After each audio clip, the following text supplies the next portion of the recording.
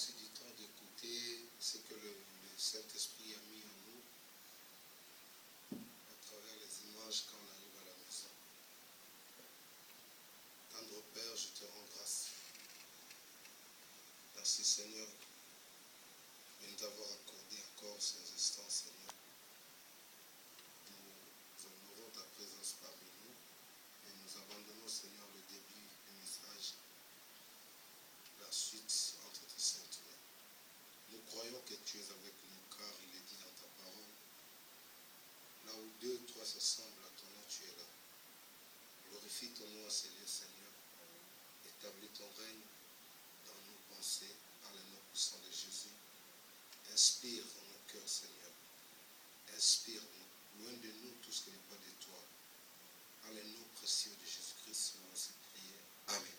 Amen. Amen. Amen. Amen. Amen. Est-ce qu'on peut me donner les acclamations dignes de... Les acclamations dignes de notre Seigneur. Alléluia. Amen. Est-ce que vous êtes sûr d'avoir acclamé pour le roi des rois?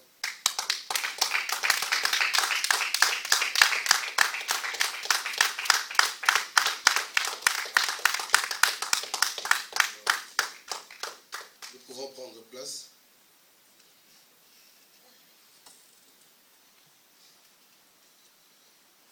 Je bénis la présence de chacun de nous ce soir. Le Seigneur nous a fait grâce, nous a donné une belle journée. Nous sommes reconnaissants dans tout ce qu'il est en train d'opérer dans nos vies. J'ai prêché ce matin-là. Donc s'il y avait une personne qui pouvait s'excuser par rapport à la fatigue, c'est moi. Alléluia. Amen. Vous voyez que je suis un peu épuisé, mais la Bible dit la chair est faible, l'esprit est bien disposé. Alléluia. Comme c'est l'esprit qui est au contrôle de tout, tout va très bien se passer. Je pensais qu'on allait acclamer encore pour le roi du roi.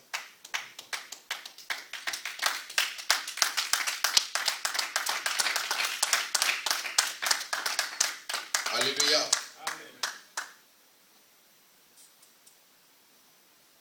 Je bénis l'homme de Dieu, le pasteur Taïeye, ainsi que sa femme, et toute l'église, tous les serviteurs, pour la confiance que vous nous avez donnée encore pour venir sur ce thème que nous avons débuté les dimanches derniers. Alors j'avais intitulé mon thème le dimanche dernier, l'ombre du Saint-Esprit te couvrira. Alléluia. Alors le pasteur m'avait dit qu'il est dans le grand thème, c'est le royaume. C'est ça le grand thème du mois. Alors on n'a pas encore fini, nous aurons à revenir sur cela. Mais j'avais voulu partir un peu avec ce thème que le Saint-Esprit m'a inspiré depuis un certain temps chez moi. Je suis en train de développer ce thème presque tous les jours. Comme j'avais dit que j'ai des cultes sur Internet tous les jours de 2h à 3h et de 5h à 6h. Et parfois on le fait aussi le soir, chaque mercredi de 19h30 à 20h30. Nous sommes là encore en train de louer Dieu et de partager. Et Dieu fait grâce, nous voyons la main de Dieu agir dans la vie de beaucoup de gens. Amen. Alors j'avais voulu vraiment rester sur ce fil conducteur pour pouvoir vous transmettre de l'originalité, ce que nous ressentons en nous, ce que nous venons de puiser. Amen. Amen. Ok, j'ai intitulé mon thème, je vais aller tout doucement, vu aussi que le temps est déjà parti. Sans oublier, je veux présenter mes excuses pour le retard. Donc il fallait ramener la famille à la maison. Et j'avais du monde qui m'ont accompagné là où j'étais. Il fallait faire 2 tours, le déposer, et puis reprendre 1 heure de route pour venir ici. Donc c'est par rapport à cela, il faut qu'on prie vraiment que Dieu nous donne les avions. Alléluia, évangéliste. On aura besoin des avions pour venir comme ça à l'heure. Mais je bénis Dieu parce que notre Dieu n'a jamais été en retard. Amen. Amen. Amen. Amen. Gloire à Dieu. Nous avons intitulé notre thème, l'ombre du Saint-Esprit te couvrira. Et nous allons prendre notre texte du jour dans le livre, les évangiles de Luc, chapitre 1er, verset 34 à 36. Est-ce qu'on peut honorer la parole de Dieu? Je vais faire la lecture pour tout le monde. Je crois qu'on a apporté nos Bibles, nos cahiers, nos blocs-notes. Comme j'avais dit l'autre fois, la croissance ou la solidité d'une église dépend de la qualité de la nourriture de la parole. Amen. Donc, si vous recevez une bonne parole, ça va garantir votre croissance dans l'avenir. Quand le vent, les tempêtes viendront, vous serez solide. Alléluia. Amen. Alors, il est mieux d'écrire ce qu'on enseigne. Parce qu'un enfant qui n'écrit pas, qui ne prenne pas de notes à l'école, il finit par échouer. Alléluia.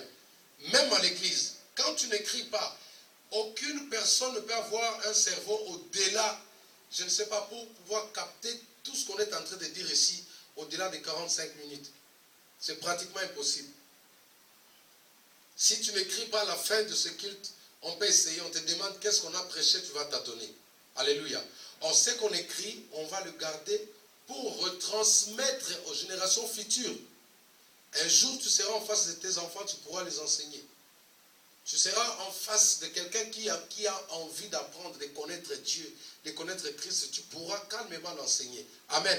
Amen. Nous sommes tous des porteurs de la parole de Dieu. Amen. Amen. C'est pourquoi il faut écrire. Donc aujourd'hui, si vous n'avez rien, prochainement, essayez vraiment de respecter, d'honorer la parole de Dieu en prenant note. Nous allons faire notre lecture. La Bible dit ceci.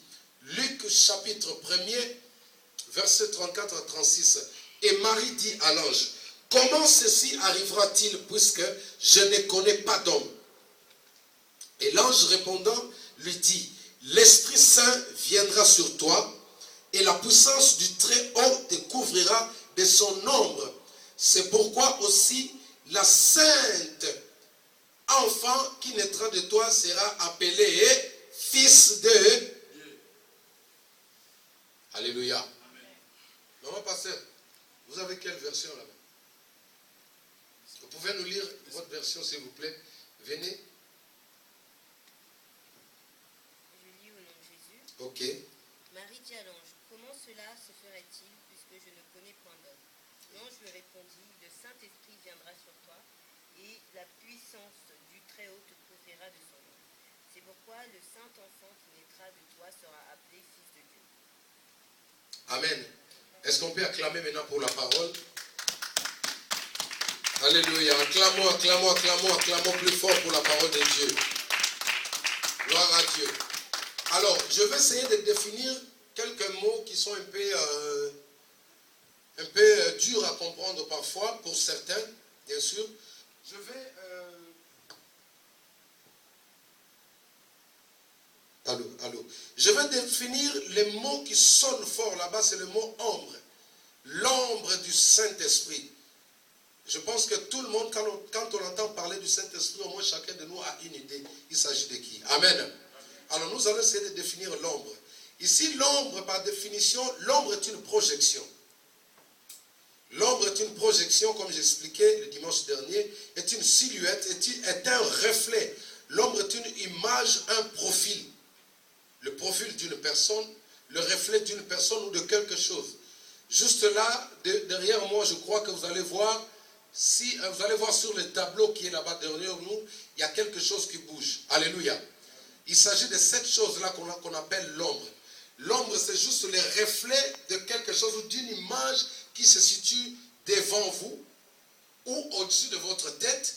Alors, le reflet noir qui se retrouve sur le mur ou sur le sol, c'est ce qu'on appelle l'ombre. Amen. Amen. Amen. Amen, Église. Amen. Alors, pour essayer d'introduire mon message, j'avais donné quelques exemples. J'avais parlé, le premier exemple, c'était quoi? Je disais que un poisson a été créé pour pouvoir vivre dans l'eau. Alléluia. Amen. Dieu a créé toute chose, toute créature a un endroit approprié par laquelle il pourra croître et pourra vivre la gloire de Dieu dans sa vie. Amen. Amen. Alors, le poisson a été créé pour vivre dans l'eau. Les jours où le monsieur poisson ou la tata poisson se dira non, par orgueil, il va se dire que non, je vais sortir de l'eau pour aller assister au culte à Siloé. Quand bien même l'intention est bonne, quand même l'intention glorifie Dieu, mais en cours de route, le monsieur poisson va perdre la vie. Est-ce que quelqu'un me comprend? Amen. Pourquoi il va perdre la vie? Parce que l'environnement par lequel il s'est introduit ne lui est pas approprié. Il n'a pas été programmé pour croître, pour vivre ou pour suivre un message dans cet environnement-là. Peu importe les désirs du poisson, peu importe son enthousiasme, peu importe je ne sais pas quoi, ce qu'il ressent à lui. Mais s'il se dit non, je vais sortir de l'eau. Quand il se retrouve hors de la scène, il est livré à la mort. Est-ce que quelqu'un me comprend? Donc Dieu a créé un environnement pour tout être vivant sur la terre. Chaque enfant de Dieu a un environnement que Dieu a prévu pour lui. Amen. Deuxième exemple, j'avais parlé de l'œuf. Je disais que l'œuf est un moyen de reproduction que Dieu a donné pour certains animaux. Alléluia. Ou certains reptiles. Alors, tout dépend de la manière dont on va conserver l'œuf. Le problème, ce n'est pas d'avoir cette semence au-dedans de l'œuf. Le problème, ce n'est pas d'avoir seulement la semence de la reproduction, mais il y a quelque chose qui est très important, c'est la conservation. L'endroit ou l'environnement où l'œuf va se retrouver, c'est l'influence de son environnement qui va pousser la semence de la reproduction à redonner un poussin. Est-ce que tu m'as compris? L'œuf qui est mal conservé, un don qui est mal conservé, une promesse qui est mal conservée, finit par se détruire. Je disais ce matin, où j'ai prêché, je leur ai dit, des pasteurs, des enseignants qui enseignent la promesse de Dieu, dans l'année de Dieu, Dieu va te prendre, même quand tu es dans le péché, même quand tu es en profond, je ne sais quoi, la promesse viendra te chercher là-bas. Détrompez-vous. Quand vous suivez bien aimé, Dieu marche dans le principe. Quand Dieu vous appelle, l'autre fois à l'école où on a étudié avec le pasteur, le professeur nous a dit ceci. Il a dit même le Saint-Esprit est comme l'électricité. Le Saint-Esprit, c'est une énergie. Même si vous payez la facture chaque fin du mois, vous n'allez pas oser un jour prendre un métal, vous allez l'introduire dans une prise électrique pour dire que non, c'est moi ton maître, c'est moi qui te paye, je vais introduire une fourchette et l'électricité va te laisser. Non. Quand vous prenez le principe, vous rencontrez quoi? La mort. C'est pourquoi M. Courant est décédé du courant. Alléluia. C'est le courant qui a assassiné M. Courant. Est-ce qu'on peut acclamer le Seigneur? Parce qu'il a voulu marcher à l'encontre. Il voulait se faire ami avec l'électricité. Il y a des choses qu'on ne peut pas faire, des amitiés. Dieu, c'est un roi. Dieu, c'est un chef. Dieu, quand il a placé ses promesses, il les a placées avec des principes. Les promesses de Dieu n'est pas ton esclave.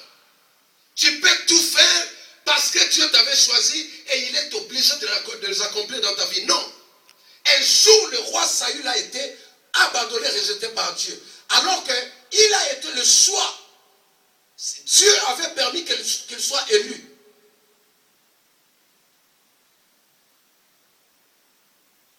Si l'œuf est mal conservé, il finit comme une omelette.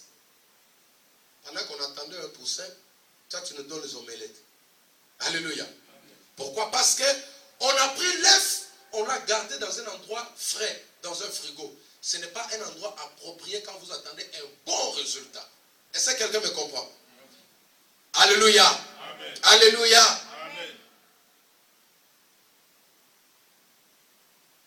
Un homme de Dieu a dit, tant qu'Israël demeurera en Égypte, il sera loin de lait et de miel. Tant qu'Israël demeurera ou va se contenter de l'Égypte, tant qu'Israël va se contenter de Goshen,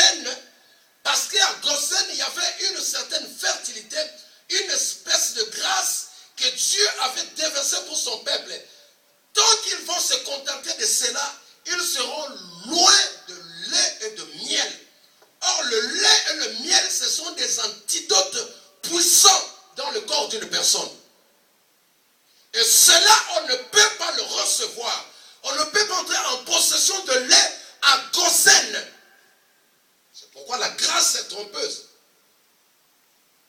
Il y a un environnement où Dieu a placé des choses précieuses pour son peuple. Dans la terre promise. C'est dans la terre promise.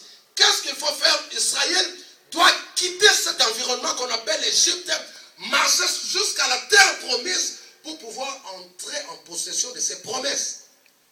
Est-ce qu'on peut dire amen avec moi? Amen. Quatrième exemple. Un jour, le roi David, après avoir tué le géant Goliath, la jalousie du roi Saül a suscité la haine contre David. Qu'est-ce que cet homme qu'on appelle David va faire?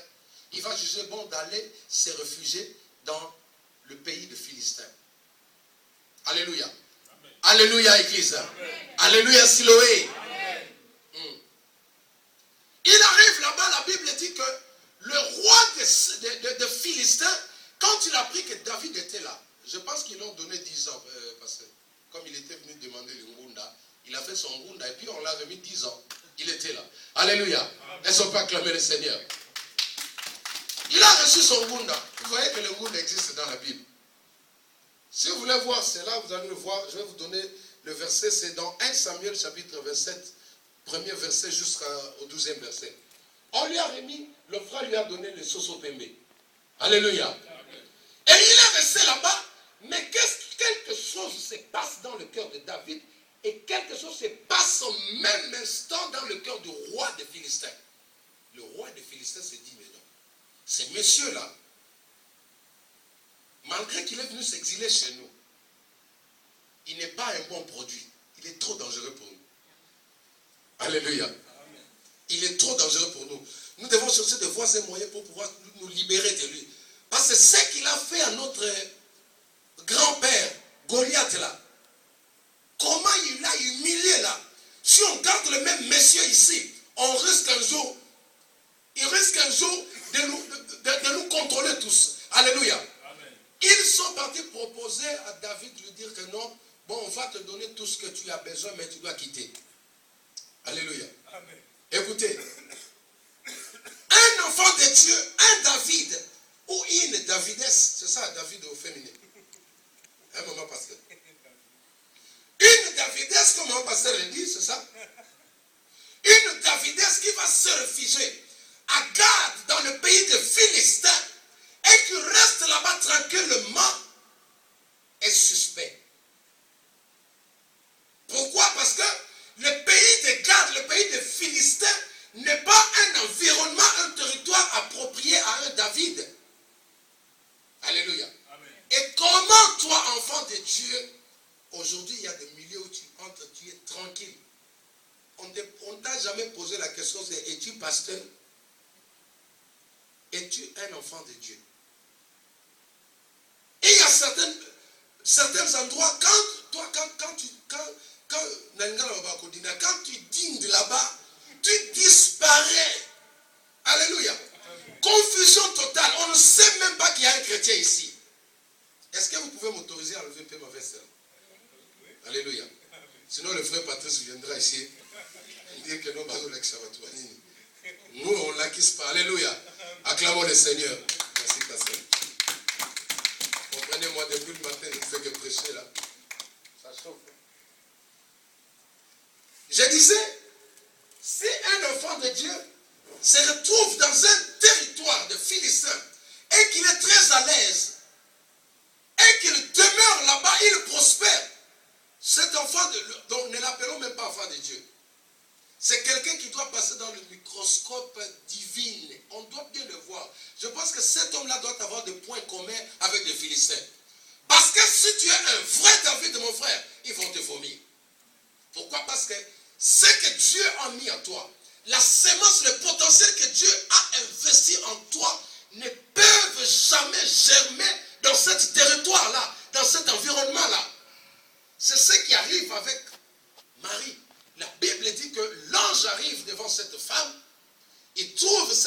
femme, il lui transmet les comptes rendus du gouvernement céleste en disant, voilà, en date d'aujourd'hui, il a été dit ceci. Un décret, loi a été promulgué à ton sujet, à ton nom. Les gouvernements célestes ou les parlements célestes vous a choisi, ils ont dit que tu porteras. Un enfant naîtra de toi et cet enfant-là sera appelé un fils. Alléluia. Amen. Un fils de Dieu. Voilà. Et Marie, selon l'histoire, Marie va se poser une question, va dire, mais l'homme de Dieu, l'ange, comment cela arrivera-t-il? Alléluia. Amen. Et c'est là que nous allons introduire notre message. Nous allons développer 3 points ou 3 colonnes qui vont nous permettre à comprendre le vif du message que Dieu nous a donné ce soir. Et nous avons donné comme premier point que nous allons parler ce soir, nous allons parler sur le respect du cycle de la connaissance. Ça, c'est notre premier point. Le respect du cycle de la connaissance. Je reprends, le respect du cycle de la connaissance. Ça sera notre premier point. J'ai pris le premier point de l'autre dimanche là, je le mets dans le développement. Je vais le récupérer après. Donc nous remplaçons le premier point, le respect du cycle de la connaissance. Et notre deuxième colonne sera, comment maintenir l'ombre du Saint-Esprit jusqu'à manifester les promesses que Dieu vous a données. Alléluia. Amen.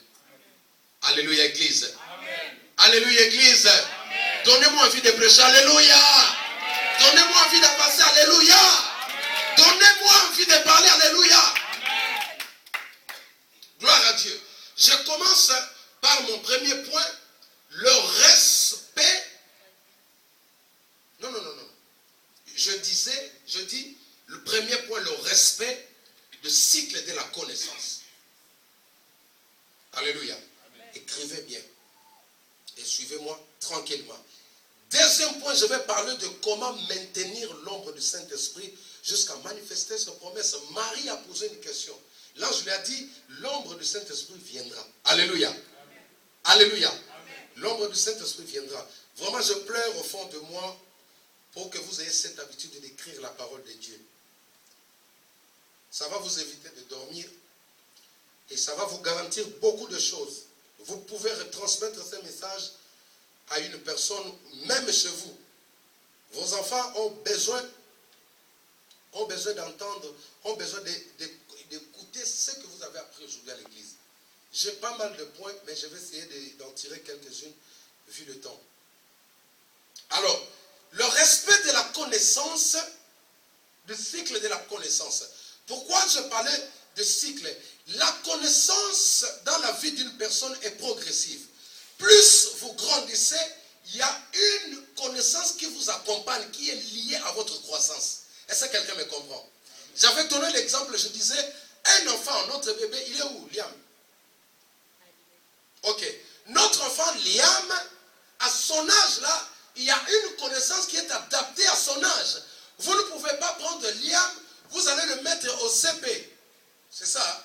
Au CP, il ne va rien comprendre. Tout ce qu'on va enseigner là-bas, il ne va rien saisir. Pourquoi? Parce qu'il n'est pas adapté. Sa mémoire n'est pas encore en conformité pour pouvoir recevoir, comprendre même les termes qu'on utilise par rapport à son âge. Est-ce que quelqu'un me comprend? Amen. Ce qui veut dire que de plus en plus nous grandissons, de plus nous avançons avec le Seigneur augmente automatiquement une certaine connaissance dans notre vie. Pourquoi je parle de respect? Parce qu'il y a certaines personnes qui sont en train de brûler les étapes. Or, dans la Bible, dans Genèse chapitre 2, verset 17, Dieu dit à l'homme et la femme, mais tu ne mangeras pas le fruit de l'arbre de la connaissance du bien et du mal. Car le jour où tu en mangeras, tu mourras. Tu seras éloigné, tu seras privé de certains privilèges. Tu seras rejeté, abandonné en toi-même. La gloire de Dieu va se retirer de toi. Parce que tu as découvert une certaine connaissance. Marie pose la question, comment cela arrivera-t-elle? Ce qui nous montre ici une personne qui avait besoin de la connaissance. Une personne qui n'a pas encore été formatée par la science de ce monde. Une personne qui n'avait pas encore reçu l'intelligence de ce siècle qui détruit la jeunesse. Et je disais que si Dieu avait interdit à l'homme de manger l'arbre de la connaissance du bien et du mal, aujourd'hui cette interdiction-là existe. Il y a une certaine connaissance que vous n'avez pas besoin d'aller chercher à comprendre. Est-ce que quelqu'un m'entend? Puisse vous chercher à comprendre comment puisse vous poser les comment dans toutes choses, certaines choses vont vous éloigner de Dieu. Est-ce que quelqu'un me comprend? Combien de personnes, combien des enfants de Dieu sont aujourd'hui loin de Dieu parce qu'ils ont voulu oser, soi-disant oser. Tout le courage ou tous les ailes ne sont pas poussés par le Saint-Esprit. Il y a des ailes sataniques. Non, moi je dois comprendre. Moi je suis un homme. Tu es un homme. Tu vas te retrouver dans un environnement où tu auras du mal à en sortir. Parce que tu as voulu connaître. Tu as voulu avoir la connaissance. Dieu a dit, quant à l'arbre de la connaissance du bien et du mal, ne touche pas. Écoutez, Église, il existe la connaissance du mal. Ça existe. Il y a la connaissance du mal, même dans les affaires de Dieu. Actuellement, la connaissance du mal est en train de dominer. Marie n'avait pas la connaissance dans ce domaine-là. Comment mettre un enfant au monde, il ne savait pas. Il pose la question à l'ange, il dit, comment cela se fera-t-il? Elle avait besoin d'apprendre. Pourquoi? C'était son temps. Son âge était arrivé pour pouvoir comprendre comment ces choses arrivent. Je disais tantôt, aujourd'hui, si vous voyez, les couples sont en train de briser, d'être en train de divorcer. Pourquoi? Parce que la femme a acquis une certaine connaissance ailleurs, ou l'homme a reçu une certaine connaissance ailleurs, hors mariage. Et quand cette connaissance-là s'infiltre dans votre maison, il divise, il vous éloigne de Dieu. Est-ce que quelqu'un me comprend? Amen. Combien des enfants de Dieu sont écartés de Dieu? Parce qu'ils ont voulu goûter à la drogue. Parce qu'ils ont voulu avoir la connaissance sur la sexualité. Parce qu'ils ont voulu avoir la connaissance sur la pornographie. Je vais regarder le mot 18 là. Il faut que je comprenne comment ça se passe. En voulant chercher à comprendre, vous éloignez la présence de Dieu en vous. Vous restez vide. Et ce jour-là, quand l'ennemi, le diable viendra comme mari de nuit, il se joue de vous. Amen. Parce que tu as voulu comprendre. Amen. Il y a des choses quand tu vois qu'il faut zapper, mon frère. Amen. Tu ne m'as pas compris. Amen.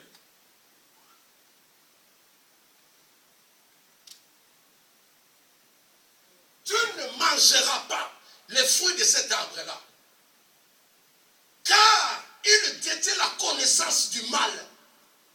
Aujourd'hui, tous ceux qui sont en train d'assassiner les gens, ils ont reçu une certaine connaissance. Ils ont découvert. Les kamikazes qui posent des bombes par-ci, par-là, c'est par rapport à une connaissance. Écoutez, la connaissance est un élément très capital et aussi très dangereux dans la vie de l'humain. Alléluia.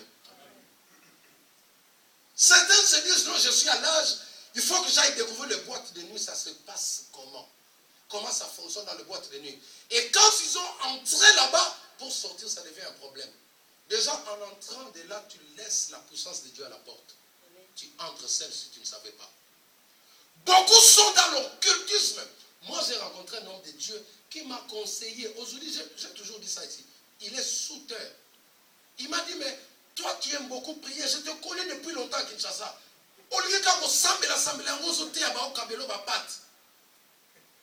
Vous comprenez? Parce que j'avais tenu un grand séminaire à Mwanda au Congo, avant de passer vers l'Angola. Et lui, il était là. Je ne l'ai même pas vu. Quand il me voit, en fin de compte, il me dit, ah, il ne peut pas toi,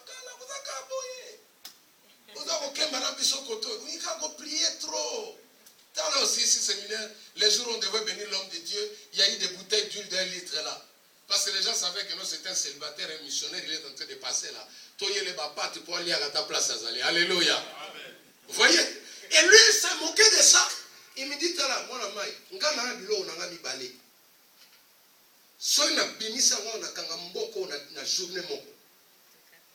vous comprenez?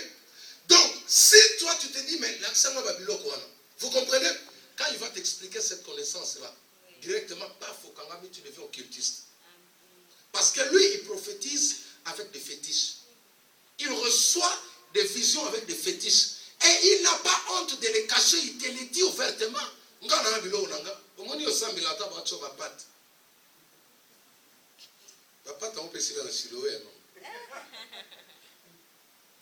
Acclamons le Seigneur.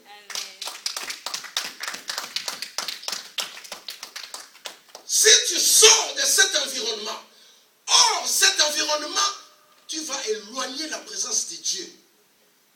Ça, c'est l'un des clés qui vous aide à garder, à rester dans la présence de Dieu afin de pouvoir manifester ce qu'il vous a promis. Bien-aimé, je te promets que plus tu vas rester longtemps dans la présence de Dieu, la Bible dit la profondeur appelle là, la profondeur. Dieu lui-même va augmenter une certaine connaissance dans ta vie. Ne va pas demander, ça se passe comment, ça se fait comment. Il y a quelqu'un qui a le pouvoir de t'enseigner, c'est le Saint-Esprit de Dieu. Est-ce qu'on peut l'acclamer? Acclame le Saint-Esprit.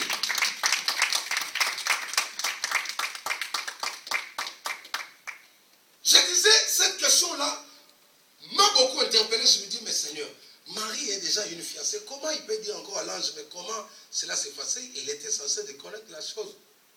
C'est dans notre génération aujourd'hui, évangéliste. C'est dangereux, mon frère. L'ange sort, il te dit, bon, évangéliste, c'est ça, Jacques, tu auras un fils. Mais, en fait, moi, tout ce que j'attends, c'est cette parole-là. Et quand il dit, c'est moi-même, je vais choisir, je sais déjà comment le mettre en pratique. Alléluia. Amen. Mais Marie, qui était une vierge, elle ne savait pas comment les choses pouvaient se faire. Alors, la question c'est quoi? Quel est ton environnement aujourd'hui? Tu évolues dans quel environnement? Quelle est la connaissance que tu as découverte? Une mauvaise connaissance peut vous alourdir dans l'église.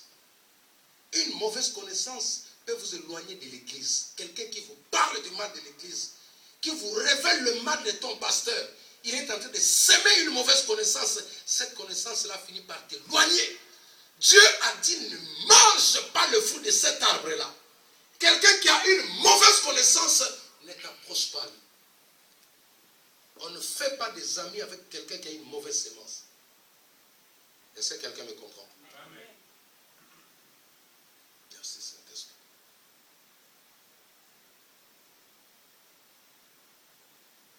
La jeunesse s'est détruite. Certains ont commencé à sortir avec les hommes plus âgés. Pourquoi ce n'est pas venu d'eux-mêmes? Parce qu'ils ont appris ça chez une personne. L'une des collègues a parlé de cela à l'école. Il leur a expliqué comment ça se passe. Et la fille ou le jeune garçon va sortir avec des hommes plus âgés. Alors que la Bible interdit cela. Tu ne découvriras pas la nudité de ton père. Celui qui a l'âge de ton père, c'est ton père, mon frère. Quand tu sors avec de telles personnes, tu attires une malédiction.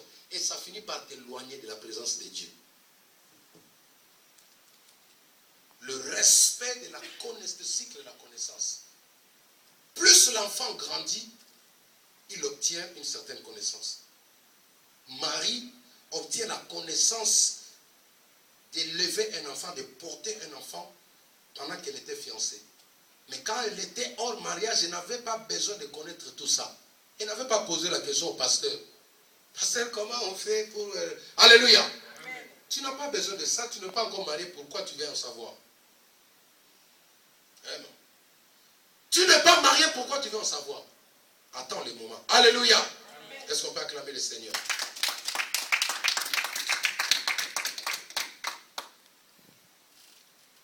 Deuxième point, rapidement.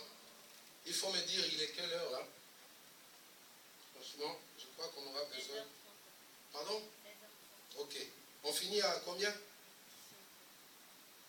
Ok. Gloire à Dieu. Notre deuxième sous-point, c'était quoi, maman pasteur? Comment maintenir l'ombre du Saint-Esprit afin d'acquérir ses bénédictions? Ok. Comment maintenir l'ombre du Saint-Esprit enfin ou jusqu'à manifester la promesse ou les promesses de Dieu dans notre vie. Alléluia. Premier sous-point, je vais parler de la sanctification. La sanctification. La sanctification. Le sous-point du deuxième colonne. Point A, il y en a 4. La sanctification. La sanctification. Est-ce que vous écrivez? Ici, la sanctification est l'équivalence de la virginité, selon l'histoire de la Bible. Quand on dit que Marie est vierge, ça veut tout simplement dire que Marie était sainte. Alléluia. Marie craignait Dieu. Marie respectait la loi de Dieu. Marie marchait dans la volonté de Dieu. Quand vous allez dans la Bible, l'histoire du roi Assyrus, la Bible dit qu'il avait besoin de se marier. Trouver une reine à la place de la reine Vashti. Alléluia.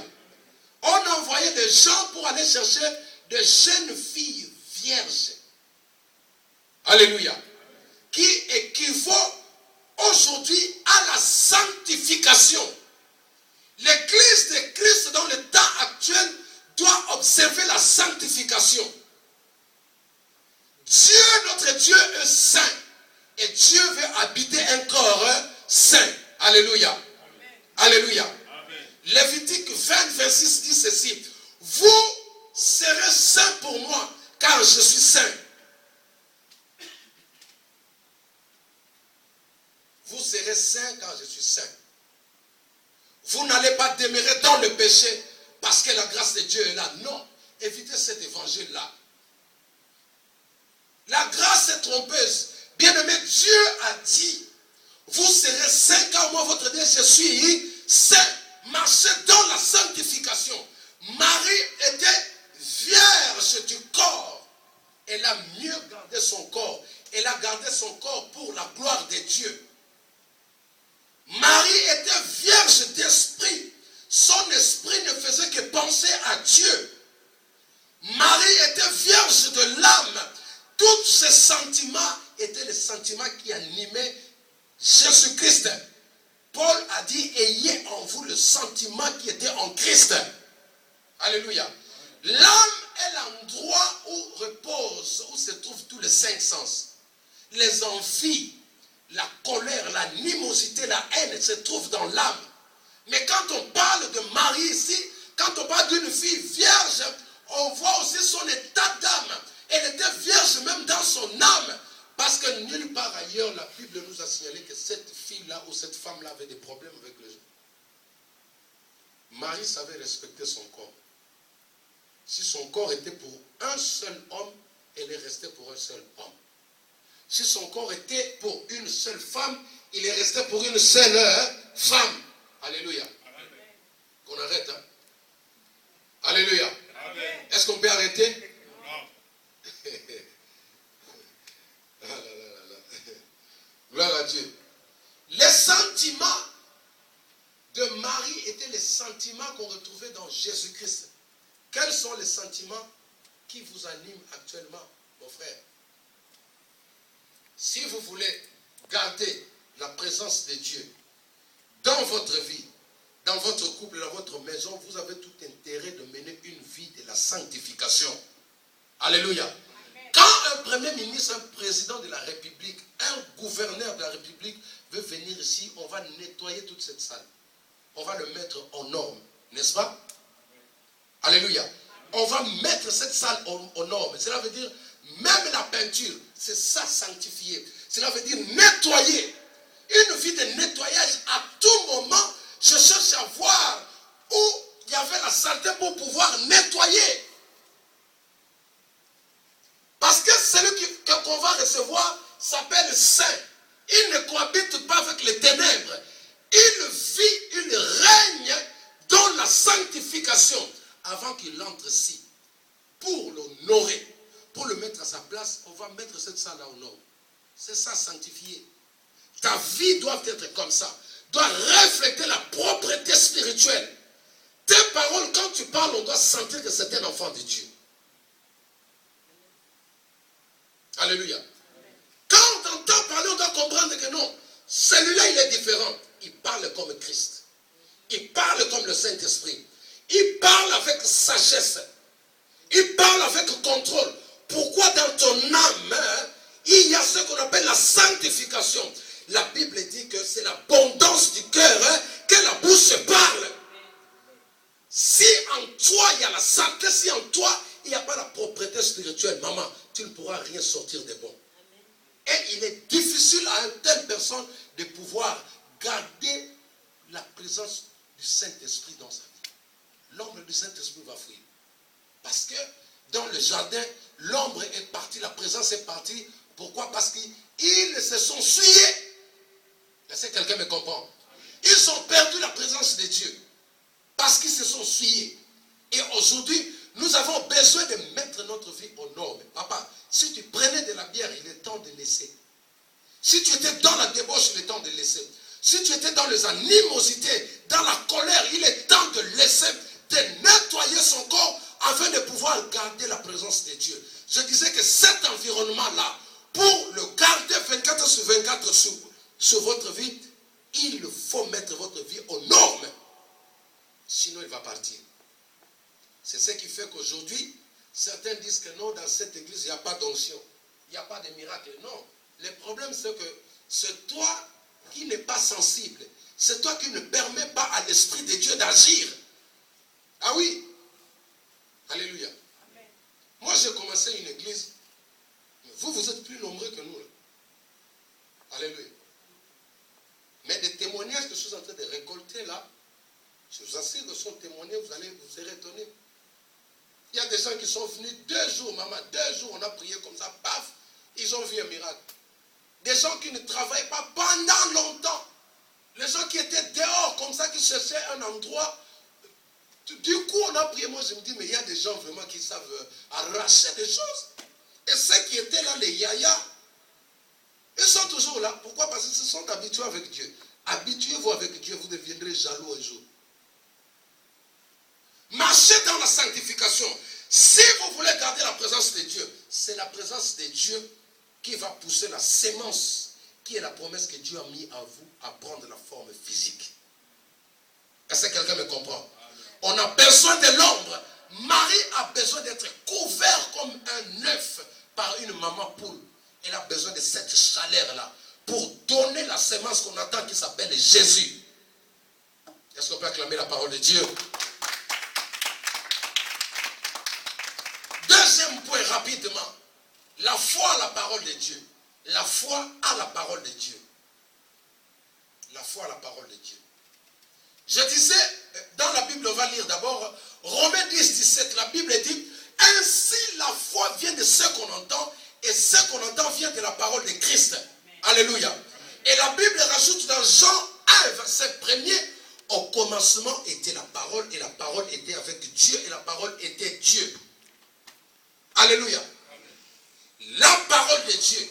Dieu passe toujours par sa parole. Siloé. Dieu passe toujours par sa parole. Si quelqu'un t'annonce un miracle sans passer par cette parole, c'est un occultiste. Je le dis ouvertement parce que quand vous allez sur le site internet, il y en a beaucoup. J'en ai vu l'autre avant-hier, là, il est à Kin. Il appelle une femme, une dame qui avait un défaut comme ça. Il y avait une main qui était courte par rapport à l'autre. Avant de prêcher, il dit aux gens, Bolingi miracle. Alléluia, regardez-moi ancien. Il dit, Bolingi miracle. L'église dit, hey, Bolingi miracle. Bolingi miracle, ouais, Bolingi miracle. Où est la femme là qui avait un défaut? On amène la femme devant. Il explique aux gens, regardez ses mains. L'autre là, effectivement, elle était courte par rapport à l'autre. Parce qu'elle a eu un accident. Alors, bref, sans prier, papa, sans même adorer, sans même louer Dieu. Ah là là, non. Ah là là là. Écoutez, il prend, il dit à la femme, étends tes mains comme ça, il prend sa main droite, il tape sur la main qui était courte. Paf, rallonge-toi, rallonge-toi. Et cette main-là commence à se rallonger. Ce n'est pas de la blague que je vous parle là. La main s'est rallongée jusqu'à dépasser l'autre là. Eh oui. Il n'a rien fait. Tu dis qu'il n'a rien fait. Vous savez combien de gens sont séduits par ces choses-là? Quelqu'un qui n'a pas prié, qui n'a pas ouvert la Bible, qui fait de telles choses. Vous savez, la Bible dit que la séduction, l'apostasie viendra même de celui qui seront séduits. Cette main-là, papa, est comme Moulaï. Tout le monde entend l'ingala ici. Hein? Ok. Cette main-là est devenue Moulaï par rapport à l'autre là. Elle a dépassé. Et il y a des gens qui sont tombés pique en bas. Mais c'est quoi ça? Après, il a tapé l'autre là. Il a rejoint maintenant. Toutes les deux mains sont devenues identiques. Miracle sans parole. Miracle sans prière. Miracle sans adoration. Miracle sans offrande. On ne sait pas. Appelez ça comme vous voulez. Mais moi, je sais que cela ne vient pas de Dieu. Quand Dieu veut guérir une nation, la Bible dit que dans leur détresse, il envoya d'abord premièrement sa parole. La Bible dit que la terre était informe et vide. Et Dieu dit à Ézéchiel, il a dit, fils de l'homme, parle, ordonne. D'abord, il faut parler. Sème d'abord la parole, car la parole est une sémence. Et à travers cette sémence, qu'il y aura un résultat appelé miracle.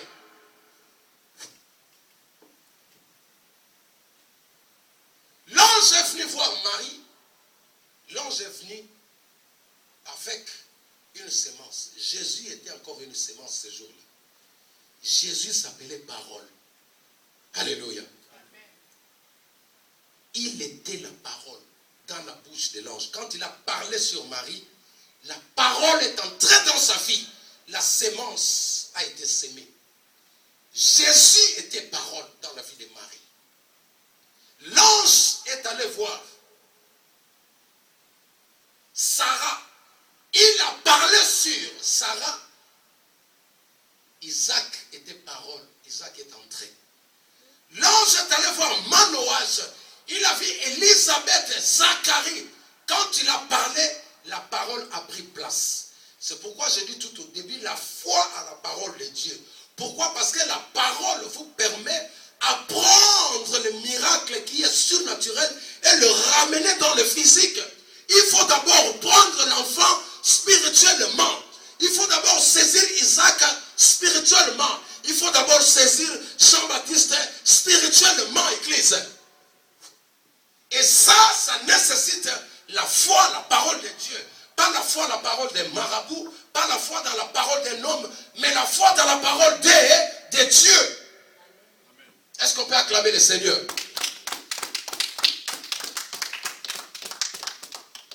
Alléluia.